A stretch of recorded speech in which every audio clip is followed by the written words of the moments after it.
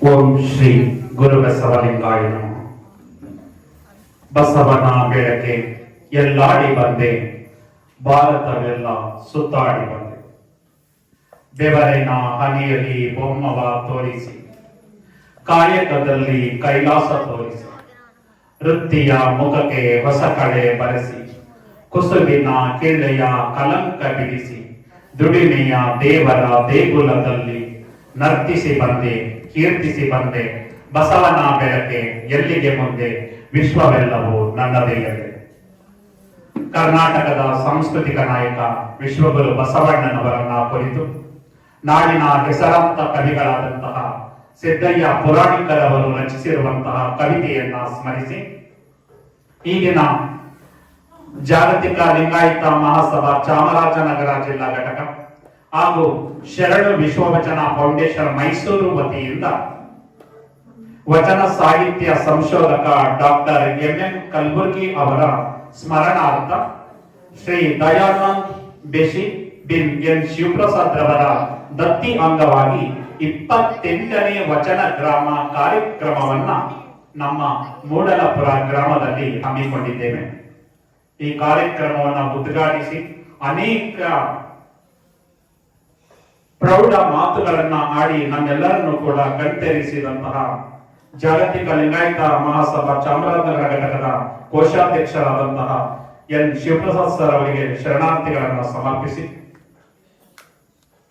ಕಾರ್ಯಕ್ರಮದಲ್ಲಿ ಪ್ರಾಸ್ತಾವಿಕ ನುಡಿಗಳನ್ನ ನುಡಿದು ವಚನ ಸಾಹಿತ್ಯದ ರೂಪುರೇಷೆಯ ಬಗ್ಗೆ ತಿಳಿಸಿದಂತಹ ಶ್ರೀಮತಿ ರೂಪಾ ಕುಮಾರಸ್ವಾಮಿ ಅವರಿಗೆ ಮತ್ತು ಕಾನೂನಾತ್ಮಕವಾಗಿ ಆಗುವಂತಹ ತೊಡಕುಗಳು ಅವುಗಳ ನಿವಾರಣೆಯನ್ನ ಕುರಿತು ವಿಶೇಷವಾದಂತಹ ಒಂದು ರೀತಿ ಉಪನ್ಯಾಸವನ್ನೇ ಗುಣಪಡಿಸಿದಂತಹ ಹಿರಿಯ ಉಪಾಧ್ಯಕ್ಷರಾದಂತಹ ಶ್ರೀ ಆರ್ ವಿರೂಪಾಕ್ಷರವರಿಗೆ, ವೇದಿಕೆಯಲ್ಲಿ ಇರುವಂತಹ ಚಾಮರಾಜನಗರ ಜಿಲ್ಲೆಯಲ್ಲಿ ಪತ್ರಕರ್ತರಾಗಿ ತುಂಬಾ ಸ್ನೇಹ ಮನೋಭಾವದಿಂದ ನಮ್ಮೆಲ್ಲರನ್ನು ಕೂಡ ನೋಡಿರುವಂತಹ ಶ್ರೀ ಬ್ರಹ್ಮಕುಮಾರ್ ಆರಾಧ್ಯರವರಿಗೆ ಮತ್ತು ಈ ಕಾರ್ಯಕ್ರಮದಲ್ಲಿ ನಮ್ಮ ಜೊತೆ ಆಗಮಿಸಿರುವಂತಹ ವಿ ಲಿಂಗಣ್ಣನವರಿಗೆ, ಶಿವಪುರ ಉಮಾಪತಿರವರಿಗೆ ಮತ್ತು ಈ ಕಾರ್ಯಕ್ರಮ ಈ ಗ್ರಾಮದಲ್ಲಿ ಆಯೋಜನೆ ಮಾಡಲು ಕಾರಣೀಭೂತರಾದಂತಹ ತ್ರಿಮೂರ್ತಿಗಳು, ಒಬ್ಬರು ಶ್ರೀ ಗೌಡಿಕೆ ಎಂ ಜಗದೀಶ್ ರವರು, ಶ್ರೀ ಗೌಡಿಕೆ ಎಂ ಪಿ ನಾಗೇಂದ್ರರವರು, ಶ್ರೀ ಗೌಡಿಕೆ ಸಂಪತ್ ರವರಿಗೆ ಶರಣಾರ್ಥಿಗಳನ್ನ ಸಮರ್ಪಿಸಿ ಮತ್ತು ವೇದಿಕೆಯಲ್ಲಿರುವಂತಹ ಮಹಾದೇವಪ್ಪ ಅವರಿಗೆ ಮತ್ತು ವೇದಿಕೆಯ ಮುಂಭಾಗದಲ್ಲಿರುವಂತಹ ತಮಗೆ ನಿರೂಪಕರಿಗೆ ಶರಣಾರ್ಥಿಗಳು. ಸಮಯ ಆಗಿದೆ. ಅನೇಕ ಅಕ್ಕಂದಿರು ಇವತ್ತು ಧಾರಾವಾಹಿ ಇವೆಲ್ಲವನ್ನ ಬಿಟ್ಟು ಪ್ರಶಾಂತವಾಗಿ ಒಂದು ಮಾತು ಕೂಡ ಬರ್ತಾ ಇಲ್ಲ, ಇಷ್ಟೊಂದು ನಿಶ್ಶಬ್ದತೆಯಿಂದ ಆಡುವಂತಹ ಮಾತುಗಳನ್ನ ಕೇಳ್ತಾ ಇದ್ದೀರಲ್ಲ, ನಿಮ್ಗೆ ಮೊದಲಾಗಿ ಶರಣಾರ್ಥಿಗಳನ್ನ ಅರ್ಪಿಸ್ತೇವೆ. ಒಂದು ಅರ್ಥಪೂರ್ಣವಾದಂತಹ ಕಾರ್ಯಕ್ರಮದಲ್ಲಿ ನಾವು ಇವತ್ತಿದ್ದೇವೆ. ಯಾಕೆ ಈ ಒಂದು ವಚನ ಗ್ರಾಮ ಕಾರ್ಯಕ್ರಮವನ್ನ ಮಾಡ್ಕೊಂಡು ಬರ್ತಾ ಇದ್ದೀವಿ ಅಂದ್ರೆ, ನಮ್ಮ ಲಿಂಗಾಯತರ ಮನೆಗಳಲ್ಲಿ ವಚನ ಸಾಹಿತ್ಯ ಪುಸ್ತಕ ಬಿಟ್ಟು ಎಲ್ಲಾ ಪುಸ್ತಕಗಳು ಇವೆ, ಆದ್ರೆ ವಚನ ಸಾಹಿತ್ಯ ಪುಸ್ತಕ ಸಿಗೋದು ಕಡಿಮೆ ಆಗಿದೆ. ಆ ಒಂದು ಉದ್ದೇಶದಿಂದ ವಚನ ಸಾಹಿತ್ಯ ಪುಸ್ತಕವನ್ನ ಕೊಟ್ಟು ಅಲ್ಲಿ ಇರುವಂತಹ ವಚನಗಳನ್ನ ಕೇವಲ ಹೇಳೋದಲ್ಲ, ಅದು ಆಚರಣೆ ತರುವಂತದ್ದು. ಸುಮಾರು 60ರಿಂದ 70 ವಚನಗಳು ಆ ಚಿಕ್ಕ ಪುಸ್ತಕದಲ್ಲಿದೆ, ವಚನ ಭಾರತ ಅನ್ನೋ ಪುಸ್ತಕದಲ್ಲಿ. ಪ್ರತಿಯೊಬ್ಬರು ನಾವು ಲಿಂಗಧಾರಣೆಯನ್ನ ಮಾಡಿದ್ದೇವೆ, ಲಿಂಗ ದೀಕ್ಷೆಯನ್ನ ತಗೊಂಡಾಗ ಭಸ್ಮವನ್ನ ಹಾಕ್ತೀವಿ. ಭಸ್ಮ ಹಾಕ್ಬೇಕು ಅಂದ್ರೆ ಯಾವ ವಚನ ಹೇಳಬೇಕು ಅನ್ನೋದು ಆ ಪುಸ್ತಕದಲ್ಲಿದೆ. ಮತ್ತೆ ಇಷ್ಟಲಿಂಗವನ್ನ ಇಟ್ಕೋತೇವೆ. ಇಷ್ಟಲಿಂಗವನ್ನ ಇಟ್ಕೊಂಡಾಗ ಅದಕ್ಕೆ ನೀರನ್ನ ಹಾಕಬೇಕು. ನೀರು ಹಾಕ್ಬೇಕಾದ್ರೆ ಯಾವ ವಚನವನ್ನ ಹೇಳಬೇಕು ಅದರ ಹೀಗಿದೆ. ಇಷ್ಟಲಿಂಗವನ್ನ ಇಟ್ಕೋತೀವಿ, ಅದನ್ನ ಅನಿಮಿಷ ದೃಷ್ಟಿಯಿಂದ ನೋಡುವಂತದ್ದು ಅಲ್ಲ. ನಾವು ಇಷ್ಟಲಿಂಗ ಹಾಕ್ಬಿಟ್ಟು ಸಂಪೂರ್ಣ ಹೂವನ್ನ ಮುಚ್ಚಿಬಿಟ್ಟು ಇಷ್ಟಲಿಂಗವನ್ನ ನೋಡಿದ್ರೆ ನಮ್ಗೇನು ಸಿಗೋದಿಲ್ಲ. ಇಷ್ಟಲಿಂಗದ ಕಪ್ಪು ವರ್ಣ ನಮ್ಮ 2 ಕಣ್ಣಿಗೆ ಕಾಣಬೇಕು. ಆ ಇಷ್ಟಲಿಂಗವನ್ನ ಇಟ್ಕೊಂಡಾಗ ಅದೇನಾಗ್ಬೇಕು, ನಮ್ಮ 2 ಕಣ್ಣಲ್ಲಿ ಅದನ್ನ ನೋಡಿದಾಗ ಅನಿಮಿಷ ದೃಷ್ಟಿಯಿಂದ ಅಲ್ಲಿ ಆಗುವಂತಹ ಅನುಭವವೇ ಬೇರೆ. ಈ ಎಲ್ಲ ವಿಚಾರಗಳನ್ನ ತಿಳಿಸಿ ನಮ್ಮ ಬಂಧುಗಳಿಗೆ ಅನೇಕರು ಅನುಭವಗಳು ನಿಮ್ಮ ಮುಂದೆ ಇದ್ದೀರಿ, ಯಾರು ಕೂಡ ಮಾತಾಡದೆ ಕೂತಿದ್ದೀರಾ, ಮತ್ತೆ ನೀವೆಲ್ಲ ಅನುಭವಿಸಿದ್ದೀರಾ. ಆದ್ರೆ ಒಂದೆರಡು ವಿಚಾರಗಳನ್ನು ನಾವು ಓದಿಕೊಂಡು ಆ ಒಂದು ಅನುಭವಿಸಿ ಆ ಒಂದು ವಿಷಯವನ್ನ ತಿಳಿಸಬೇಕು ಅಂತ ಈ ವಚನ ಗ್ರಾಮ ಕಾರ್ಯಕ್ರಮವನ್ನ ಮಾಡ್ತಾ ಇದ್ದೇವೆ. ನಮ್ಮ ಚಾಮರಾಜನಗರ ಜಿಲ್ಲೆಯಲ್ಲಿ ನಮ್ಮ ಶರಣ ವಿಶ್ವವಚನ ಫೌಂಡೇಶನ್ ವತಿಯಿಂದ ಶಿವಪ್ರಸಾದ್ ಸರ್ ದತ್ತಿ ಸ್ಥಾಪನೆ ಮಾಡಿದ್ರು ಈಗ 3 ವರ್ಷಗಳ ಹಿಂದೆ. ನಂತರ ಈ ಕಾರ್ಯಕ್ರಮ ನಡೆಯುತ್ತಿರುವಂತಹ ರೂಪರೇಷೆಯನ್ನ ನೋಡಿ ಅವರ ಮಗ ಕೂಡ ಒಂದು ದತ್ತಿಯನ್ನು ಈ ವರ್ಷ ಸ್ಥಾಪನೆ ಮಾಡಿದ್ರು. ಅವರ ದತ್ತಿಯ ಮೊದಲನೇ ಕಾರ್ಯಕ್ರಮ ಇದು. ಅಂದ್ರೆ ತಂದೆ ಹೋಗುವಂತಹ ದಾರಿಯಲ್ಲಿ ಮಗನು ಕೂಡ, ನಾನು ಕೂಡ ಆ ದಾರಿಯಲ್ಲಿ ಕ್ರಮಿಸ್ತೀನಿ ಅಪ್ಪ, ಈ ಒಂದು ಬಸವ ತತ್ವದಲ್ಲಿ ನನಗೆ ಒಂದು ಸವಿ ಇದೆ, ಆ ಸವಿಯನ್ನ ನಾನು ಕೂಡ ಉಣ್ತೀನಿ ಅಂತ ಮುಂದೆ ಬಂದಿದ್ದಾರಲ್ಲ ಶ್ರೀ ದಯಾನಂದ ಅವರಿಗೆ ನಾವೆಲ್ಲರೂ ಕೂಡ ಜೋರಾಗಿ ಚಪ್ಪಾಳೆ ತಟ್ಟುವುದರ ಮುಖಾಂತರ ಅವರಿಗೆ ಶರಣಾರ್ಥಿಗಳನ್ನ ಅರ್ಪಿಸ್ತೇವೆ. ನಮ್ಮ ಶಿವಪ್ರಸಾದ್ ಸರ್ 3 ಚಾಮರಾಜನಗರ ಜಿಲ್ಲೆಯಲ್ಲಿ 3 ಕಾರ್ಯಕ್ರಮವನ್ನು ಮಾಡಿದ್ದೇವೆ. ಒಂದು ಬಿ ಮಲ್ಲಯ್ಯನಪುರ ಅಂತ ಮೊದಲನೇ ಕಾರ್ಯಕ್ರಮ, 2ನೇ ಕಾರ್ಯಕ್ರಮ ಯಡಿಯೂರು, 3ನೇ ಕಾರ್ಯಕ್ರಮ ಈಗ 1 ತಿಂಗಳಿಂದ ಚನ್ನಪ್ಪನಪುರದಲ್ಲಿ ಮಾಡಿದ. ಎಲ್ಲಾ ಗ್ರಾಮಗಳಲ್ಲಿ ಪ್ರತಿ ಮನೆಗೆ ಹೋಗಿ ವಚನ ಪುಸ್ತಕವನ್ನು ಕೊಟ್ಟಿದ್ದೇವೆ. ನಮಗೂ ಕೂಡ ಮಕ್ಕಳಿದ್ದಾರೆ, ಎಲ್ಲ ಇದ್ದಾರೆ. ಎಲ್ಲವನ್ನು ಬಿಟ್ಟು ಯಾಕೆ ಬರ್ತಾ ಇದ್ದೀವಿ ಅಂದ್ರೆ ನಮ್ಮ ಧರ್ಮದ ಬಗ್ಗೆ ತಿಳಿಬೇಕು, ನಮ್ಮ ಧರ್ಮದ ಸಂಸ್ಕೃತಿಯನ್ನ ಎತ್ತಿ ಹಿಡಿಬೇಕು ಅನ್ನೋ ಒಂದು ಉದ್ದೇಶ. ಯಾಕಂದ್ರೆ ನಮ್ಮ ಶಿವಪ್ರಸಾದ್ ಸರ್ ಹೇಳಿದಂತೆ ಮೌಢ್ಯದಲ್ಲಿ ನಮ್ಮನ್ನ ತುಂಬಿಟ್ಟಿದ್ದಾರೆ. ಆ ಮೌಢ್ಯದಿಂದ ಹೊರ ಬರಬೇಕಲ್ಲ. ಈಗ ಅನ್ಕೊಂಡಿದ್ವಿ ಏನೋ ಈ ಒಂದು ಜನ್ಮದಲ್ಲಿ ಒಳ್ಳೆ ಕೆಲಸವನ್ನ ಮಾಡಿದ್ರೆ ಸ್ವರ್ಗಕ್ಕೆ ಹೋಗ್ತೀಯಾ, ಕೆಟ್ಟ ಕೆಲಸವನ್ನ ಮಾಡಿದ್ರೆ ನರಕಕ್ಕೆ ಹೋಗ್ತೀಯಾ ಅನ್ನೋದನ್ನ ತುಂಬಿಟ್ಟಿದ್ದಾರೆ ನಮ್ಮ ತಲೆಯಲ್ಲಿ ಅಲ್ಲ. ಆದ್ರೆ ನಮ್ಮ ಶರಣರು ಇದನ್ನ ಈಗ ಹೇಳ್ತಾರೆ, ಅವರನ್ನ ತಿರಸ್ಕರಿಸ್ತಾರೆ. ಏನು ಅಂದ್ರೆ ನಾವು ಈ ಇರುವಂತಹ ಜೀವನದಲ್ಲಿಯೇ ಸ್ವರ್ಗ ಮತ್ತು ನರಕವನ್ನ ಕಾಣ್ತೇವೆ.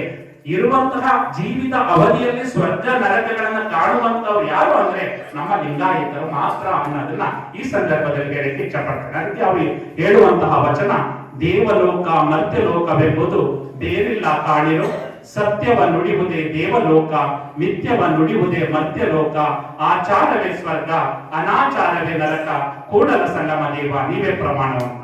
ದೇವಲೋಕ ಮರ್ತ್ಯಲೋಕ ಬೇರೆ ಯಾವುದು ಇಲ್ಲ ಕಣಪ್ಪ, ನೀನು ಏನು ಸತ್ಯವಾದ ಮಾತುಗಳನ್ನ ಕೇಳ್ತಾ ಇದೀಯಾ ಅದೇ ದೇವಲೋಕ. ಇವತ್ತು ಶರಣರ ವಚನಗಳನ್ನ ಕೇಳ್ತಾ ಇದ್ದೀರಾ. ಒಬ್ರು ವಿಶ್ವಗುರು, ಇನ್ನೊಬ್ರು ವಚನ ಸಾಹಿತ್ಯ ಸಂಶೋಧಕರ ಒಂದು ದರ್ಶನವನ್ನ ನೀವು ಮಾಡ್ತಾ ಇದ್ದೀರಾ. ಅವರ ಕೆಲಸದಲ್ಲಿ ನಾವು ಏನ್ ಮಾಡಬೇಕು, ದೇವಲೋಕವನ್ನ ಕಾಣಬೇಕು. ಇವತ್ತು ಬಸವೇಶ್ವರ ದೇವಸ್ಥಾನದ ಆವರಣ ಏನಾಗಿದೆ ಅಂದ್ರೆ ದೇವಲೋಕ ಆಗಿದೆ. ಬಸವೇಶ್ವರ ದೇವಸ್ಥಾನದ ಆವರಣ ಏನಾಗಿದೆ, ಸ್ವರ್ಗವಾಗಿದೆ ಅನ್ನೋ ಒಂದು ಮನೋಭಾವವನ್ನ ನಾವು ತಾಳ್ಕೋಬೇಕು ಅಂತ. ಅಂದ್ರೆ ನಾವು ಜೀವಿತ ಅವಧಿಯಲ್ಲಿ ಏನನ್ನ ಒಳ್ಳೆಯದನ್ನ ನೋಡ್ತೀವಿ ಅದೇ ಸ್ವರ್ಗ, ಏನಾದ್ರೂ ಕೆಟ್ಟದನ್ನ ಅನುಭವಿಸಿದ್ರೆ ಅದೇ ನರಕ ಅನ್ನೋದನ್ನ ನಮ್ಮ ಶರಣರು ಹೇಳ್ತಾರೆ. ಆಗುವುದರಿಂದ ಈ ವಚನ ಸಾಹಿತ್ಯ ನಮ್ಮನ್ನ ಕೈ ಹಿಡಿದು ನಡೆಸುತ್ತೆ, ಯಾವ ರೀತಿ ಬದುಕಬೇಕು ಅಂತ. ಅದಕ್ಕೆ ಒಂದೇ ಒಂದು ದೃಷ್ಟಾಂತವನ್ನು ಹೇಳ್ತಾರೆ, ಯಾಕಂದ್ರೆ ಸಮಯ ಆಗಿದೆ, ನಮಗೂ ಕೂಡ ಹೊಟ್ಟೆ ಹಸುವಾಗ್ತಾ ಇದೆ. ಹಸಿವಿನ ಬಗ್ಗೆನೂ ಶರಣರು ವಚನವನ್ನ ಬರೆದಿದ್ದಾರೆ. ಹಸಿವೆಂಬ ಹೆಬ್ಬಾವು ಬಸುರ ಬಂದು ಹಿಡಿದರೆ ವಿಷವೇರಿತಯ್ಯ ಆಪಾದ ಮಸ್ತಕಕ್ಕೆ, ಹಸಿವಿಗನ್ನವನಿಕ್ಕಿ ವಿಷವ ನಿಡುವ ಬದಳೆ ಆತನೇ ಗಾರುಡಿಗ ಕಾಣ ರಾಮನಾಥ ಅಂತ ಜೇಡರ ದಾಸಿಮಯ್ಯರು ವಚನ ಬರೆದುಬಿಟ್ಟಿದ್ದಾರೆ. ಹಸಿದ ಹೊಟ್ಟೆಯನ್ನ ಮುಂದೆ ಇಟ್ಕೊಂಡು ನಾನು ಉಪನ್ಯಾಸವನ್ನ ನೀಡಿದ್ರೆ ಅದು ತಲೆಗೆ ಹೋಗೋದಿಲ್ಲ. ಅದರಿಂದ ಇನ್ನೊಂದು 5 ನಿಮಿಷದಲ್ಲಿ ನನ್ನ ಒಂದೆರಡು ನುಡಿಗಳನ್ನ ಹೇಳ್ತೇನೆ. ಯಾಕಂದ್ರೆ ಮೈಸೂರಿಂದ ನಾನು ಇಲ್ಲಿಗೆ ಬಂದಿದ್ದೀನಲ್ಲ, ಬಂದು ಏನಾದ್ರು ಮಾತಾಡ್ಲಿಲ್ಲ ಅಂದ್ರೆ ಅಯ್ಯಪ್ಪ ಬಂದಿದ್ದ ಬರೀ ಬುಕ್ ಮಾತ್ರ ಕೊಟ್ಟ, ಏನು ಮಾತಾಡ್ಲಿಲ್ಲ ಅಂತ ಹೋದ ಅಂತ ಬೈಕತ್ತಿರ ಅಂತ ಒಂದೆರಡು ಮಾತುಗಳನ್ನ ಹಾಡಿ ಹೋಗ್ಬೇಕು ಅನ್ನೋ ಒಂದು ಆಸೆಯಿಂದ ಮಾತಾಡ್ತಾ ಇದ್ದೇನೆ. ಬಂಧುಗಳೇ, ಒಂದು ಊರಲ್ಲಿ ಒಬ್ಬ ಅಮ್ಮ ಇದ್ರಂತೆ. ಆ ಅಮ್ಮನ ಮನೆಗೆ ಒಬ್ರು ಗುರುಗಳು ಬಂದ್ರು. ಗುರುಗಳು ಬಂದಾಗ ಮಾಮೂಲಿ ಇಷ್ಟಲಿಂಗ ಪೂಜೆಗೆ ಪರಿಕರಗಳೆಲ್ಲ ತಂದು ಕೊಟ್ರು. ತುಂಬಾ ಚೆನ್ನಾಗಿ ನೋಡ್ಕೊಂಡಿರಂತೆ. ತುಂಬಾ ಖುಷಿ ಆಗ್ಬಿಡ್ತು ಗುರುಗಳಿಗೆ. ಆಗ ಅಮ್ಮನ ಕೇಳಿದ್ರಂತೆ, ಅಮ್ಮ ನಿನ್ನ ಹೆಸರೇನಮ್ಮ ಅಂದಾಗ ಹೆಸರು ಹೇಳಿದ್ರು. ನಿನ್ನ ವಯಸ್ಸು ಎಷ್ಟಮ್ಮ? ನನ್ನ ವಯಸ್ಸು 2 ವರ್ಷ ಗುರುಗಳೇ. ನಿನ್ನ ಗಂಡನ ವಯಸ್ಸು? ನನ್ನ ಗಂಡನ ವಯಸ್ಸು 1 ವರ್ಷ ಗುರುಗಳೇ. ನಿಮ್ಮ ಅತ್ತೆಯ ವಯಸ್ಸು 6 ತಿಂಗಳು ಗುರುಗಳೇ. ನಿಮ್ಮ ಮಾವನ ವಯಸ್ಸು ಇನ್ನು ಹುಟ್ಟೆ ಇಲ್ಲ ಗುರುಗಳೇ. ಏನು ಇದು ಒಗಟಿನ ರೀತಿ ಹೇಳ್ತಾ ಇದ್ರೆ? ಆಯಮ್ಮನಿಗೆ 42 ವರ್ಷ ವಯಸ್ಸಾಗಿರುತ್ತೆ, ಆದ್ರೆ 2 ವರ್ಷ ಅಂತ ಹೇಳಿ 1 ವರ್ಷ ಅಂತ ಇದ್ದಾರೆ, 6 ತಿಂಗಳು ಓದ್ತಾ ಇದ್ದಾರೆ. ಏನಮ್ಮ ಇದು ಅಂದಾಗ ಆಗ ಅವಳು ಹೇಳ್ತಾಳೆ, ಗುರುಗಳೇ ನಾನು 40 ವರ್ಷ ವಯಸ್ಸನ್ನ ಜನಗಳಿಗೆ ಬೈಯುವುದರ ಮುಖಾಂತರ, ನನ್ನ ಗಂಡ ಮತ್ತೆ ಅತ್ತೆಯ ಜೊತೆಗೆ ಸರಿಯಾಗಿ ಜೀವನವನ್ನ ನಡೆಸದೆ ಎಲ್ಲರಿಗೂ ಆಡಬಾರದ ಮಾತುಗಳನ್ನ ಆಡಿ ವ್ಯರ್ಥವನ್ನ ಮಾಡಬೇಕೆ? ಹಿಂಗೆ ಒಂದು ನಮ್ಮ ಮೂಡಲಪುರದಲ್ಲಿ ಕಾರ್ಯಕ್ರಮ ನಡೀತಾ ಇದ್ದಾರೆ. ಈ ರೀತಿ ಒಬ್ರು ಬಂದು ವಚನ ಸಾಹಿತ್ಯವನ್ನ ಹೇಳ್ಕೊಟ್ರು, ಯಾವ ರೀತಿ ಜೀವನವನ್ನ ನಡೆಸಬೇಕು ಅಂತ, ಅವರು ಯಾವ ರೀತಿ ಮಾತನಾಡಬೇಕು ಅನ್ನೋದಕ್ಕೆ ಒಂದು ವಚನ ಹೇಳ್ಕೊಟ್ರು ಗುರುಗಳೇ. ಆ ವಚನ ಯಾವುದೆಂದರೆ, ನುಡಿದಡೆ ಮುತ್ತಿನ ಹಾರದಂತಿರಬೇಕು, ನುಡಿದಡೆ ಮಾಣಿಕ್ಯದ ದೀಪ್ತಿಯಂತಿರಬೇಕು, ನುಡಿದಡೆ ಸ್ಫಟಿಕದ ಸಲಾಕಿಯಂತಿರಬೇಕು, ನುಡಿದಡೆ ಲಿಂಗ ಮೆಚ್ಚಿ ಆಗುವುದೆನಬೇಕು, ನುಡಿಯೊಳಗಾಗಿ ನಡೆಯದಿದ್ದರೆ ಕೂಡಲ ಸಂಗಮ ದೇವ ನೆಂತೊಲಿವನಯ್ಯ ಅನ್ನೋ ಒಂದು ವಚನವನ್ನ ಹೇಳಿದ್ರು. ಅವತ್ತಿನಿಂದ ನಾನು ನುಡಿದ್ರೆ ಬೇರೆಯವರು ಕೂಡ ಕೇಳಬೇಕು ಅನ್ನೋ ರೀತಿಯಲ್ಲಿ ನನ್ನ ಮನೆ ಮುಂದೆ ಬರ್ತಾ ಇದ್ದಾರೆ ಗುರುಗಳೇ. ಆದ್ರಿಂದ ನಾನು 2 ವರ್ಷಗಳಿಂದ ಇದನ್ನ ಅನುಸರಿಸ್ತಾ ಇದ್ದೀನಿ. ಜೊತೆಗೆ ಮನೆಗೆ ಬಂದವರೆಲ್ಲರೂ ಬೈದು ಬಿಡ್ತಾ ಇದೆ, ಯಾರು ಕೂಡ ಬರ್ತಾ ಇರಲಿಲ್ಲ. ಈಗಂತೂ ತುಂಬಾ ವಿಶೇಷ ಪರಿಸ್ಥಿತಿ ಬಂದ್ಬಿಟ್ಟಿದೆ ಬಿಡಿ. ಮನೆಗೆ ಯಾರಾದ್ರೂ ಬರ್ಬೇಕು ಅಂದ್ರೆ ಫೋನ್ ಮಾಡಿ ಬರ್ಬೇಕು. ಏನ್ ಫೋನ್ ಮಾಡಿದ್ರೆ ಹಾಗೆ ಬಂದ್ಬಿಟ್ಟಿದೆಯಲ್ಲ ಅಂತ ಕೇಳುವಂತಹ ಪರಿಸ್ಥಿತಿ ನಮಗೆ ಎದುರಾಗಿದೆ. ಆದ್ರೆ ಬಸವಣ್ಣವ್ರು ಆಗ್ಲೇ ಹೇಳ್ತಾರೆ 12ನೇ ಶತಮಾನದಲ್ಲಿ, ಏನಿ ಬಂದಿರಿ ಅದೊಳಿದ್ದೀರಿ ಎಂದೆಡೆ ನಿಮ್ಮ ಮನದ ಮೈಸಿರಿ ಹಾರಿ ಹೋಗುವುದೇ, ಕೊಳ್ಳಿರೆಂದೆಡೆ ನೆಲ ಕುಡಿ ಹೋಗುವುದೇ, ಒಡನೆ ನುಡಿದಡೆ ಸಿದ ಹೊಟ್ಟೆ ಇಡುವುದೇ, ಕೊಡಲಿಲ್ಲದಿದ್ದಳೊಂದು ಗುಣವಿಲ್ಲದಿದ್ದರೆ ಮೂಗ ಪೈಬುದ ಮಾವನೆ ಕೂಡಲ ಸಂಗಮ ದೇವ ಅನ್ನೋ ಒಂದು ವಚನವನ್ನ ಹೇಳಿದ್ರು ಗುರುಗಳೇ. ಅವತ್ತಿನಿಂದ ಯಾರೇ ನಮ್ಮ ಮನೆಗೆ ಬಂದ್ರು ಕೂಡ ಪ್ರೀತಿಯಿಂದ ಮಾತನಾಡಿಸಿ ಒಳಗಡೆ ಕರೆದು ಅವರಿಗೆ ಒಂದು ಲೋಟ ನೀರನ್ನಾದ್ರೂ ಕೊಡ್ತಾ ಇದ್ದೀವಿ ಅಂತ. ಅಂದ್ರೆ ಮನೆಗೆ ಬಂದವರಿಗೆ ನಾವು ಬೆಲ್ಲ ಕೊಡದೆ ಹೋದ್ರು ಪರವಾಗಿಲ್ಲ, ಬೆಲ್ಲದಂತಹ ಮಾತುಗಳನ್ನ ಆಡಿದ್ರೆ ಅವರು ಪ್ರೀತಿ ಪಾತ್ರರಾಗ್ತಾರೆ. ಈ ಅಂಶಗಳನ್ನ ನಾನು ಜೀವನದಲ್ಲಿ 2 ವರ್ಷದಿಂದ ಅಳವಡಿಸಿಕೊಂಡು ಅದೇ ರೀತಿ ಬದುಕ್ತಾ ಇದ್ದೀನಿ ಗುರುಗಳೇ. ಅದಕ್ಕೆ ನನ್ನ ವಯಸ್ಸು 2 ವರ್ಷ. ನನ್ನ ಗಂಡನನ್ನ ಸರಿಪಡಿಸಬೇಕು ಅಂದ್ರೆ 1 ವರ್ಷ ಹಿಡಿತು ಗುರುಗಳೇ. ನನ್ನ ಗಂಡ 1 ವರ್ಷದಿಂದ ಸರಿಯಾಗಿರೋದ್ರಿಂದ ನನ್ನ ಗಂಡನ ವಯಸ್ಸು 1 ವರ್ಷ. ನಮ್ಮ ಅತ್ತೆಯನ್ನ ಸರಿಪಡಿಸಬೇಕು ಅಂದ್ರೆ 1.5 ವರ್ಷ ಆಯ್ತು. ನಮ್ಮ ಅತ್ತೆ 6 ತಿಂಗಳಿಂದ ಸರಿಯಾಗಿದ್ದಾರೆ. ಆದುದರಿಂದ ನಮ್ಮ ಅತ್ತೆಯ ವಯಸ್ಸು 6 ತಿಂಗಳು. ನಮ್ಮ ಮಾವ ಇನ್ನು ಸರಿಯಾಗಿಲ್ಲ ಗುರುಗಳೇ. ಅಂದ್ರೆ ನಮ್ಮ ಮಾವ ಹುಟ್ಟೇ ಇಲ್ಲ. ಅಂದ್ರೆ ನಿಜವಾದ ವಯಸ್ಸು ಯಾವಾಗ ನಾವು ಒಳ್ಳೆಯ ವಿಚಾರಗಳನ್ನ ಜೀವನದಲ್ಲಿ ಅಳವಡಿಸಿಕೊಂಡು ಅದೇ ರೀತಿ ಬಾಳಿದಾಗ ಮಾತ್ರ ನಮ್ಮ ಜೀವನ ಸುಖಕರವಾಗುತ್ತೆ ಬಂಧುಗಳೇ. ಆ ರೀತಿಯಲ್ಲಿ ವಚನ ಇದೆ, ನಿಮಗೆ ಒಳ್ಳೊಳ್ಳೆ ಪುಸ್ತಕಗಳಿದೆ.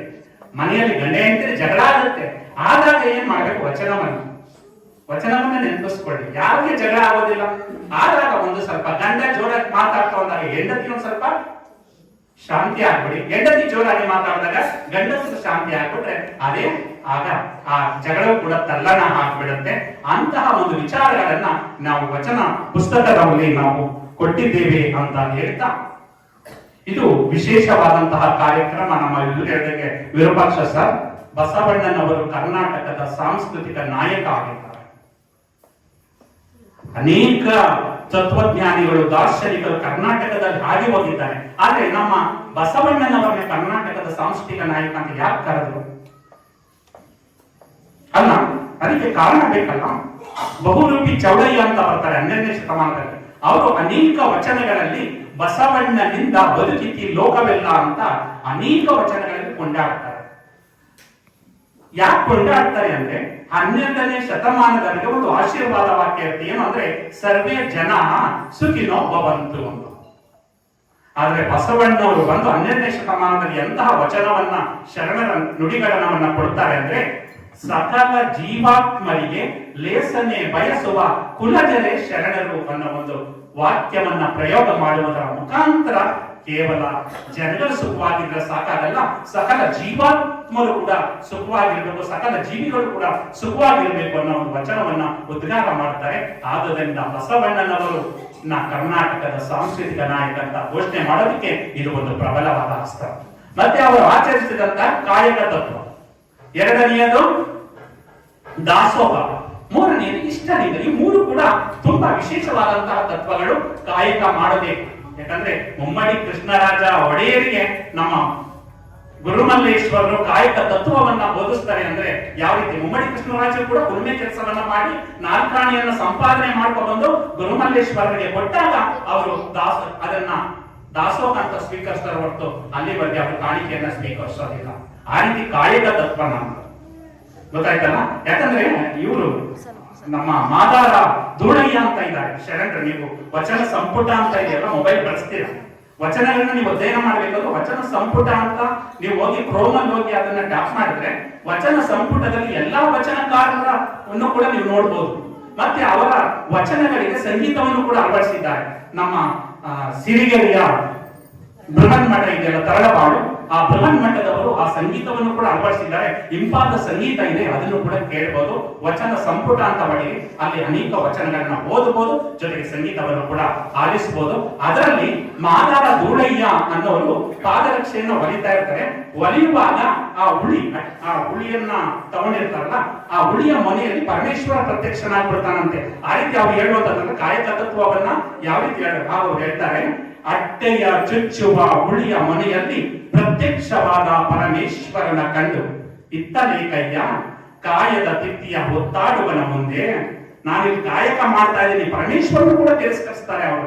ಕಾಯಕ ಮಾಡುವಾಗ ನೀನು ಬರಬೇಕಾಗಿಲ್ಲ, ಯಾಕಂದ್ರೆ ನಾನು ಕಾಯಕದಿಂದ ಜೀವನವನ್ನ ಸಾಗಿಸ್ತಾ ಇದ್ದೀನಿ ಅಂತ ಹೇಳ್ತಾರೆ. ಕಾಯದ ತಿಥಿಯ ಹೊತ್ತಾಡುವನ ಮುಂದೆ ನೀ ಹೊತ್ತ ಬಹುರೂಪ ತಪ್ಪರೆ. ನಿನ್ನ ಭಕ್ತರ ಟಾಬಿನಲ್ಲಿಗೆ ಹೋಗಿ ಮುಕ್ತಿಯ ಮಾಡು. ನನಗೆ ನೀನು ಮುಕ್ತಿ ಮಾಡೋ ಅವಶ್ಯಕತೆ ಇಲ್ಲ, ನಿನ್ನ ಭಕ್ತರ ಹತ್ರ ಹೋಗು. ರಜತ ಬೆಟ್ಟಕ್ಕೆ ಹೋಗಿ ನಿನ್ನ ಭಕ್ತರ ಮುಕ್ತಿಯ ಮಾಡು. ಆ ಶಿವ ರಜತ ಬೆಟ್ಟದಲ್ಲಿದ್ದಾನೆ ಅಂತ ಹೇಳ್ತಾರೆ, ಅಲ್ಲಿ ಹೋಗು ಭಕ್ತರ ಮುಕ್ತಿಯ ಮಾಡು ಅಂತ ಕಾಮ ಧೂಮ ಧೂಳೇಶ್ವರನ ಕರುಣದಿಂದ ನೀನೇ ಬದುಕು ಅಂತ ಹೇಳ್ತಾರೆ. ಅಂತಹ ಒಂದು ಶರಣರು ಯಾವುದೇ ದೇವರನ್ನು ಕೂಡ ಲೆಕ್ಕಿಸೋದಿಲ್ಲ. ಅಂತಹ ಒಂದು ನಿಷ್ಠೆ ಕಾಯಕವನ್ನ ಮಾಡಲು. ಮೂರನೇದು ದಾಸೋಹ, ಭಾವನೆ ಶುದ್ಧಿ ಆಗಬೇಕು. ದಾಸೋಹ ಇವತ್ತು ಅಣ್ಣಂದಿರು ನಾವು ಬರ್ತಿರ್ಬೇಕಾದ್ರೆ ದಾಸೋಹವನ್ನ ಮಾಡಿ ದಾಸೋಹವನ್ನ ಕಾಯ್ತಾ ಇದ್ದಾರೆ. ಇಂತಹ ಒಂದು ಲಿಂಗಾಯತ ಧರ್ಮದಲ್ಲಿ ಚಲಿಸುವ ದೇವರುಗಳು ಯಾರಾದ್ರೂ ಇದ್ದಾರೆ ಅಂದ್ರೆ ವಿಶ್ವದಲ್ಲಿ ಲಿಂಗಾಯತರು ಮಾತ್ರ. ಇಷ್ಟಲಿಂಗವನ್ನ ಕಟ್ಟಿಕೊಂಡು ನಾವು ನಡೆದಾಡ್ತಾ ಇರ್ಬೇಕಾದ್ರೆ ಯಾರು ದೇವರಾಗ್ತೀವಿ? ಯಾರು ಲಿಂಗಾಯತರು ಲಿಂಗವನ್ನ ಕಟ್ಟಿಕೊಂಡು ನಡೆದಾಡ್ತಾ ಇರ್ತಾರೋ ಅವರೇ ಚಲಿಸುವಂತಹ ದೇವರುಗಳು. ಅವರನ್ನ ಕಂಡ್ರೆ ಅನೇಕರಿಗೂ ಕೂಡ ಏನು ಗೌರವವನ್ನ ಕೊಡ್ತಾರೆ. ಅವರು ಯಾರಿಗೋ ಒಬ್ರು ನಮ್ಮ ಎಲ್ಲಾ ದೇವಸ್ಥಾನಕ್ಕೂ ಹೋಗ್ಬಿಡ್ತಾರೆ ನಮ್ಮ ಲಿಂಗಾಯತರುಗಳು. ಆ ಶೃಂಗೇರಿ ಜಗದ್ಗುರುಗಳ ಹತ್ರ ಹೋಗಿ ಪಾದವನ್ನ ಮುಟ್ಟಿ ನಮಸ್ಕಾರ ಮಾಡಕ್ ಹೋದಾಗ ಶೃಂಗೇರಿ ಜಗದ್ಗುರು ಮಾಡ್ತಾರೆ, ನೀವು ಲಿಂಗಾಯತರು ಕಣಪ್ಪ, ದೇವರನ್ನ ನೀವು ಎದೆ ಮೇಲೆ ಕಟ್ಕೊಂಡಿರೋಂಥವ್ರು, ನೀವು ಎದೆಯಲ್ಲಿ ಕಟ್ಕೊಂಡಿರೋಂಥವ್ರು ತಾಗ್ದಾಗ ಲಿಂಗ ಏನಾಗುತ್ತೆ? ನೆಲಕ್ಕೆ ಸ್ಪರ್ಶ ಆಗುತ್ತೆ. ನೀವು ಯಾರಿಗೂ ಕೂಡ ನಮಸ್ಕಾರವನ್ನ ಮಾಡಬಾರದು, ಯಾವುದೋ ಪಾದವನ್ನ ಮುಟ್ಟಿ ಅಂತ ಹೇಳ್ತಾರೆ. ಅದಕ್ಕೆ ನಾವು ಬಸವಣ್ಣವರು ಮತ್ತೆ ನಮ್ಮ ಶರಣರು ಕೊಟ್ಟಿರೋದು ಹಿಂಗೆ ಬಾಗಿದ ತಲೆ ಮುಗಿದ ಕೈಯಾಗಿರಿಸು ಅಂತ ಹೇಳಿದರ ಹೊರತು ಯಾರಿಗೂ ಕೂಡ ಸಾಷ್ಟಾಂಗ ನಮಸ್ಕಾರ ಮಾಡಿ ಅಂತ ಹೇಳಿಲ್ಲ. ಆ ಬಾಗಿದ ತಲೆ ಮುಗಿದ ಕೈಯಾಗಿರಿಸಿ ಶರಣಾರ್ಥಿಗಳಂತ ಹೇಳಬೇಕು ಹೊರತು ಯಾರಿಗೂ ಕೂಡ ನಾವು ಪಾದ ಮುಟ್ಟಿ ನಮಸ್ಕರಿಸೋ ಶರಣ ಸಂಸ್ಕೃತಿಯಲ್ಲಿ ಇಲ್ಲ. ಆದುದರಿಂದ ಈ ಒಂದು ತತ್ವವನ್ನು ನಾವು ಅಳವಡಿಸಿಕೊಳ್ಳೋಣ. ಪ್ರತಿಯೊಬ್ಬರು ಕೂಡ ಲಿಂಗಾಯತರಾಗಿ ಲಿಂಗಾಯತ ತತ್ವವನ್ನ ಜೀವನದಲ್ಲಿ ಅಳವಡಿಸಿಕೊಂಡು ಅದೇ ರೀತಿ ನಡೆದದ್ದೇ ಹಾಗೆ ನಮ್ಮ ವಿಶೇಷವಾದಂತಹ ಕಳೆ ಬರುತ್ತೆ ಅಂತ ಹೇಳ್ತಾ, ಇವತ್ತು ಮೂಡಲಪುರದ ಗ್ರಾಮದಲ್ಲಿ ಅನೇಕ ಜನರಿಗೂ ಕೂಡ ಎಲ್ಲರಿಗೂ ವಚನ ಪುಸ್ತಕವನ್ನ ಕೊಟ್ಟಿದ್ದೇವೆ. ಯಾರಾದ್ರೂ ಸಿಕ್ಕಿಲ್ಲ ಅಂದ್ರೆ ನಮ್ಮ ಕಾರಲ್ಲಿದೆ, ದಯಮಾಡಿ ಯಾರು ಸಿಕ್ಕಿಲ್ಲ ಅವರು ಪಡ್ಕೊಳ್ಳಿ. ಪ್ರತಿಯೊಬ್ಬರು ಕೂಡ ಮಕ್ಕಳಿಗೆ ದಿನಕ್ಕೊಂದು ವಚನದ ರೀತಿ ಕಲಿಸಿ. ಆ ವಚನವನ್ನ ಕಲಿಸಿದಾಗ ನೀವು ಆ ವಚನದಂತೆ ಮಕ್ಕಳಿಗೆ ಏನಾಗುತ್ತೆ, ಒಂದು ಸ್ಫೂರ್ತಿ ಹೆಚ್ಚಾಗುತ್ತೆ, ಆಂತರಿಕ ಅರಿವು ಹೆಚ್ಚಾಗುತ್ತೆ, ಮಾನಸಿಕವಾಗಿ ಶಾಂತಿ ಸಿಗುತ್ತೆ, ಒತ್ತಡ ಕಡಿಮೆ ಆಗುತ್ತೆ. ಆದುದರಿಂದ ವಚನವನ್ನ ಕಲಿಸಿ ಅಂತ ಹೇಳ್ತಾ, ಇವತ್ತು ವಚನ ಗ್ರಾಮ ಆಗಿರೋದ್ರಿಂದ ನಿಮ್ಗೆ ಒಂದೇ ಒಂದು ವಚನವನ್ನ ಸಾಮೂಹಿಕವಾಗಿ ಎಲ್ಲರೂ ಹೇಳಿ ನಂತರ ನನ್ನ ಮಾತಿಗೆ ವಿರಾಮವನ್ನ ಹೇಳ್ತೇನೆ ಅಂತ ಎಲ್ಲರಿಗೂ ಕೂಡ ಈ ವಚನವನ್ನ ಧ್ವನಿಗೂಡಿಸಿ. ಯಾವುದೇ ಕೆಲಸವನ್ನ ಮಾಡಬೇಕು, ಆ ಕೆಲಸ ಆಗ್ತಾ ಇಲ್ಲ ಅಂದಾಗ ಬಸವಣ್ಣವರು ಒಂದು ವಚನವನ್ನ ಹೇಳ್ಕೊಟ್ಟಿದ್ದಾರೆ. ಆ ವಚನವನ್ನ ಹೇಳ್ತಾ ಆ ಕೆಲಸವನ್ನ ಮಾಡಿದ್ರೆ ಆ ಕೆಲಸ ಯಾವಾಗೂ ಕೂಡ ಯಶಸ್ವಿ ಆಗತ್ತೆ ಅನ್ನೋ ಒಂದು ವಚನ ಹೇಳ್ತೀರಲ್ಲ. ನೀ ನೊಲಿದಡೆ, ಧ್ವನಿ ಸಾಕಾಗ್ತಾ ಇಲ್ಲ, ನೀ ನೊಲಿದಡೆ ಕೊರಡು ಕೊನರುವುದಯ್ಯ, ನೀ ನೊಲಿದಡೆ ಬರಡು ಅಯನವುದಯ್ಯ, ನೀ ನೊಲಿದಡೆ ವಿಷವೆಲ್ಲ ಅಮೃತಬಹುದಯ್ಯ, ನೀ ನೊಲಿದಡೆ ಸಕಲ ಪಡಿ ಪದಾರ್ಥವು ಇದಿರಲ್ಲಿರ್ಪುವು ಕೂಡಲ ಸಂಗಮ ದೇವ. ನಿಜ, ಎಲ್ಲರಿಗೊಂದು ಪರಶಿವ ಅಂತ ಇದ್ದಾನೆ ಅಂದ್ರೆ ವಿಶ್ವ ಚೈತನ್ಯ. ಅದು ಯಾಕೆ ನಾವು ಲಿಂಗವನ್ನ ಕಟ್ಸ್ಕೊಂಡು ಬೇರೆ ದೇವರನ್ನ ಪೂಜೆ ಮಾಡಬಾರದು ಅಂತ ಹೇಳ್ತಾರೆ ಅಂದ್ರೆ, ಲಿಂಗ ಮಧ್ಯೆ ಜಗತ್ ಸರ್ವಂ ಅಂತ. ಅಲ್ಲಿ ಒಂದು ವಚನ ಕೊಟ್ಬಿಡ್ತಾರೆ, ಜಗದಗಲ್ಲ ಮುಗಿದಗಲ್ಲ ಮಿಗಿಯಗಲ್ಲ ಅನ್ನೋ ವಚನವನ್ನ ಹೇಳ್ಕೊಂಡು ಹೋದ್ರೆ ನಿಮ್ಗೆ ಗೊತ್ತಾಗುತ್ತೆ. ಇಡೀ ವಿಶ್ವ ಏನಿದೆ ಆ ವಿಶ್ವದ ಆಕಾರದಲ್ಲೇ ನಮ್ಗೆ ಇಷ್ಟಲಿಂಗ ಇದೆ. ಇಷ್ಟಲಿಂಗ ಇಡೀ ಜಗತ್ತನ್ನೇ ನಾವು ಪೂಜೆ ಮಾಡೋದ್ರಿಂದ, ಇಡೀ ವಿಶ್ವ ಚೈತನ್ಯವನ್ನೇ ಪೂಜೆ ಮಾಡಿರೋದ್ರಿಂದ ಬೇರೆ ದೇವತೆಗಳ ಅವಶ್ಯಕತೆ ಇಲ್ಲ ಅಂತ. ಯಾವುದೇ ಅನೇಕ ಶರಣರು ಏನ್ ಮಾಡಿದ್ದಾರೆ, ಬೇರೆ ದೇವತೆಗಳ ಪೂಜೆ ಮಾಡೋದನ್ನ ತಿರಸ್ಕಾರ ಮಾಡ್ತಾರೆ. ನಾವು ವಿಶ್ವ ಚೈತನ್ಯವನ್ನೇ ಪೂಜೆ ಮಾಡಿದಾಗ ನಾವು ಸೃಷ್ಟಿ ಮಾಡಿರುವಂತಹ ದೇವರುಗಳಿಗೆ ನಮಿಸೋ ಅವಶ್ಯಕತೆ ಇಲ್ಲ ಅಂತ ಹೇಳ್ತಾ ಇದ್ದಾರೆ. ನೀವು ಇಷ್ಟಲಿಂಗ ಪೂಜೆ ಮಾಡಿದ್ರೆ ಎಲ್ಲಾ ದೇವರುಗಳಿಗೂ ಪೂಜೆ ಮಾಡಬೇಕು. ಆದ್ದರಿಂದ ಇಷ್ಟಲಿಂಗವನ್ನ ಪೂಜೆ ಮಾಡಿ ಅದನ್ನ ದಿನಕ್ಕೆ 2 ಕಾಲ. ಸುಮಾರು ಜನ ಏನ್ ಮಾಡ್ತಾ ಇದ್ದೀರಾ, ಶಿವರಾತ್ರಿಗೆ ಮಾತ್ರ ಇಷ್ಟಲಿಂಗವನ್ನ ತಗೊಂಡು ಅದನ್ನ ಅನುಷ್ಠಾನವನ್ನ ಮಾಡ್ತಾ ಇದ್ದೀರಾ, ಪೂಜೆ ಮಾಡ್ತಾ ಇದ್ದೀರಾ. ಅಲ್ಲಿವರೆಗೆ ಕೆಲವರು ಗೂಟದಲ್ಲಿ ಸಿಕ್ಕಾಕೊಂಡಿರ್ತಾರೆ, ಇನ್ನು ಕೆಲವರು ಎದೆ ಮೇಲೆ ಇರುತ್ತೆ, ಆದ್ರೆ ಅದನ್ನ ತೆಗೆದು ಕೂಡ ನೋಡಿರೋದಿಲ್ಲ. ಶಿವರಾತ್ರಿ ದಿನ ಬಿಚ್ಚಕ್ ಹೋಗ್ತಾರೆ, ಬಿಚ್ಚಕ್ ಹೋದ್ರೆ ಆಗೋದಿಲ್ಲ, ಯಾಕಂದ್ರೆ ದಿನ ಅದನ್ನ ಉಪಯೋಗಿಸೋದಿಲ್ವಲ್ಲ. ಆಗುವುದರಿಂದ ಪ್ರತಿದಿನ ಬೆಳಿಗ್ಗೆ ಮತ್ತು ಸಂಜೆ ತ್ರಿಕಾಲ ಪೂಜೆ ಮಾಡಬೇಕು ಅಂದ್ರೆ ಆಗೋದಿಲ್ಲ. ಅದನ್ನ ಅನುಷ್ಠಾನ ಅಂದ್ರೆ ಅನಿಮಿಷ ದೃಷ್ಟಿಯಿಂದ, ಅಂದ್ರೆ ಅರೆಗಣ್ಣಿನಿಂದ ಆ ಲಿಂಗವನ್ನ ನೋಡ್ತಾ ನೋಡ್ತಾ ನೀವು ಅದನ್ನ ನಿರೀಕ್ಷಣೆಯನ್ನ ಮಾಡಿ ನಿಮ್ಗೆ ಒಂದು ರೀತಿ ಆ ಇಷ್ಟಲಿಂಗವನ್ನ ಅನುಷ್ಠಾನ ಮಾಡೋದ್ರಿಂದ ನಾನು ಹೇಳ್ದಂಗೆ ಮಾನಸಿಕವಾಗಿ ಶಾಂತಿ ಸಿಕ್ಕತ್ತೆ. ಅರ್ಥ ಆಯ್ತಲ್ಲ? ಒತ್ತಡ ಕಡಿಮೆ ಆಗುತ್ತೆ. ನೀವು ಏನೇ ಕೆಲಸವನ್ನ ಮಾಡ್ಕೊಂಡು ಬಂದಿರಿ ಹೊರಗಡೆಯಿಂದ, ಆ ಇಷ್ಟಲಿಂಗವನ್ನ ಹಿಡ್ಕೊಂಡು ನಿರೀಕ್ಷಣೆಯನ್ನ ಮಾಡಿದ ತಕ್ಷಣ ಮಾಡಿದ ಕೆಲಸದ ಒತ್ತಡವೂ ಕೂಡ ನಿವಾರಣೆ ಆಗುತ್ತೆ, ಆಂತರಿಕ ಅರಿವು ಹೆಚ್ಚಾಗುತ್ತೆ. ಅಂದ್ರೆ ಹಿಂಗೆ ನಮ್ಮ ವಿರೂಪಾಕ್ಷ ಸರ್ ಮಾತಾಡಿದ್ರಲ್ಲ, ಎಷ್ಟು ವಿನಯವಾಗಿ ಕೇಳಿದ್ರೆ, ಎಷ್ಟು ವಿನಯವಾಗಿ ಮಾತಾಡಿದ್ರು, ಅಂತಹ ಆಂತರಿಕ ಅರಿವುಗಳು ಏನಾಗುತ್ತೆ ನಿಮ್ಗೆ ಹೆಚ್ಚಾಗುತ್ತೆ. ಆದುದರಿಂದ ನಿಮ್ಮ ಮಕ್ಕಳಿಗೆ ದಯಮಾಡಿ ಕಳಿಸಿ. ಕೆಲವರು ಮದುವೆ ಆದ್ಮೇಲೆ ಲಿಂಗ ಕಳಿಸ್ತೀರಾ, ದಯಮಾಡಿ ಮದುವೆ ಆದ್ಮೇಲೆ ಲಿಂಗಾಯತರು ಅವರು ಹಂಗಾದ್ರೆ ಮಕ್ಕಳಲ್ಲಿ ಲಿಂಗಾಯತ ಅಲ್ವಾ. ಆದುದರಿಂದ ಮಗುವಿನಲ್ಲಿ ಇಷ್ಟಲಿಂಗವನ್ನ ಧಾರಣೆ ಮಾಡಿಸಿ ಮಗುವಿನಿಂದಲೇ ಅವರಿಗೆ ಒಂದು ಅಭಿರುಚಿಯನ್ನ ಬೆಳೆಸಿದಾಗ ಒಂದು ವಿಶೇಷವಾದಂತಹ ಕಳೆ ಪ್ರಾಪ್ತಿಯಾಗುತ್ತೆ ಅಂತ ಹೇಳ್ತಾ, ಸಿದ್ದಯ್ಯ ಪುರಾಣಿಕರವರ ಕವಿತೆಯೊಂದಿಗೆ ನನ್ನ ಈ ಒಂದು ಅಧ್ಯಕ್ಷ ನುಡಿಯನ್ನ ಪ್ರಾರಂಭ ಮಾಡಿದ್ದಾನೆ. ಅವರು ಆ ಒಂದು ಕವಿತೆಯಲ್ಲಿ ಕೊನೆಯದಾಗಿ ಹೇಳ್ತಾರೆ, ಹೊರಡುವೆ ನಾನು ಹೊರಡುವೆ ಮುಂದೆ, ಬರುವುದು ವಿಶ್ವವು ನನ್ನಯ್ಯ ಹಿಂದೆ, ಅವರಿವರೆಂದೆನೆ ಎಲ್ಲರೂ ಒಂದೇ, ಎಲ್ಲರಿಗಿರುವನು ಒಬ್ಬನೇ ತಂದೆ, ಬರುವೆನು ಬರುವೆನು ಭೂಮಿಯನ್ನು ಬೆಳಗಿ, ಬಸವನ ಬೆಳಕೆ ಎಲ್ಲಾಡಿ ಬಂದೆ, ಭಾರತವೆಲ್ಲ ಸುತ್ತಾಡಿ ಬಂದೆ. ಇವತ್ತು ಬಸವನ ಬೆಳಕು ನಮ್ಮ ಮೂಡಲಪುರ ಗ್ರಾಮವನ್ನ ಪ್ರವೇಶ ಮಾಡಿದೆ. ಪ್ರತಿ ಮನೆಯಲ್ಲೂ ಕೂಡ ಬಸವಣ್ಣವರು ಬಂದಿದ್ದಾರೆ ಪುಸ್ತಕದ ರೂಪದಲ್ಲಿ. ಅದನ್ನ ಮುಚ್ಚಿಡಬೇಡಿ, ತೆರೆದಿಟ್ಟು ಅದರಿಂದ ನಾವು ಜ್ಞಾನವನ್ನ ಕಟ್ಟಿಕೊಳ್ಳುವಂತಹ ಪ್ರಜೆಗಳು ನೀವಾಗಿ ಅಂತ ಹೇಳ್ತಾ, ಈ ಕಾರ್ಯಕ್ರಮದಲ್ಲಿ ನಮ್ಮ ಜೊತೆಗೆ ಎಲ್ಲ ಪುಟಾಣಿಗಳಿದಾರಲ್ಲ, ತುಂಬಾ ಖುಷಿ ಆಯ್ತು. ವಿಡಿಯೋ ಮಾಡ್ತಾ ಇದಾರಲ್ಲ, ಅವರು ಪ್ರತಿ ಮನೆಗೆ ಒಂದು ವಿಡಿಯೋವನ್ನ ಮಾಡಿದ್ದಾರೆ. ಮತ್ತೆ ಎಲ್ಲರೂ ಕೂಡ ನಮ್ಮ ಮಾಜಿ ನಗರ ಸಭಾ ಸದಸ್ಯರಾದಂತಹ ರಾಜಶೇಖರ್ ಮೂರ್ತಿ ಅವರು ತುಂಬಾ ಖುಷಿಯಾಗಿ ಬಂದು ನಮ್ಮ ಎಲ್ಲ ಗ್ರಾಮವನ್ನ ಮನೆಗಳನ್ನ ಪರಿಚಯ ಮಾಡಿದ್ರು. ಇಲ್ಲಿರುವಂತಹ ಎಲ್ಲ ಗೌಡಿಕೆಯವರು ಕೂಡ ಪ್ರತಿ ಮನೆಗೆ ಬಂದು ಎಲ್ಲರಿಗೂ ಕೂಡ ಪುಸ್ತಕವನ್ನ ಕೊಡಿಸೋರು ನೆರವಾದ್ರು.